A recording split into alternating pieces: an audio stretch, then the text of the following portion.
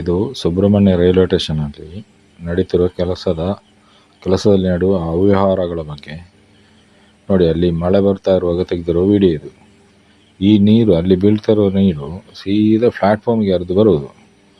ಇದನ್ನೆಲ್ಲ ಡಿಸೈನ್ ಮಾಡೋ ಇಂಜಿನಿಯರ್ಗಳು ಯಾರು? ಇದಕ್ಕೆ ಪರ್ಮಿಷನ್ ಕೊಡುವಂಥ ಅಧಿಕಾರಿಗಳು ಯಾರು?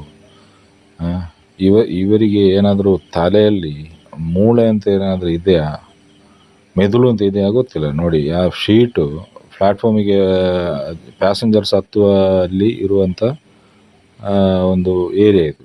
ಅಲ್ಲಿ ನೀರು ಸೀದಾ ಪ್ಲ್ಯಾಟ್ಫಾರ್ಮಿಗೆ ಬೀಳ್ತಾ ಇದೆ. ನಾಳೆ ಯಾರಾದರೂ ಮಳೆಗಾಲದಲ್ಲಿ ಈ ಥರ ಅಲ್ಲಿ ನೀರು ಬಿದ್ದು ಪಾಚಿಯಾಗಿ ಯಾರಾದರೂ ಪ್ಯಾಸೆಂಜರ್ಸ್ ಬಂದು ಅಲ್ಲಿ ಬಿದ್ದು ತಲೆ ಹೊಡೆದ್ರೆ ಇದಕ್ಕೆ ಹೊಣೆ ಯಾರು? ಇದನ್ನು ಕೇಳುವನು ಯಾರು?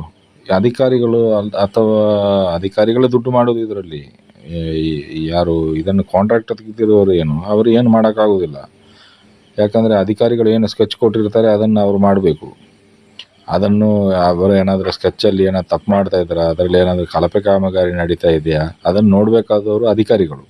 ಅವರು ಬಿಲ್ಲು ಸ್ಯಾಂಕ್ಷನ್ ಮಾಡಬೇಕಾದ್ರೆ ಲಕ್ಷಗಟ್ಟಲೆ ತಗೊಂಡು ಅವ್ಯವಹಾರ ನಡೆಸಿ ಈ ಥರ ಅವ್ಯವಹಾರ ನಡೆಸಿಕೊಂಡು ಕೆಲಸ ಮಾಡಿ, ಇದು ಸಾರ್ವಜನಿಕರಿಗೆ ಏನು ಉಪಯುಕ್ತವಾಗದಂಥ ರೀತಿಯಲ್ಲಿ ಕೆಲಸ ಮಾಡ್ತಾ ಇದ್ದಾರೆ.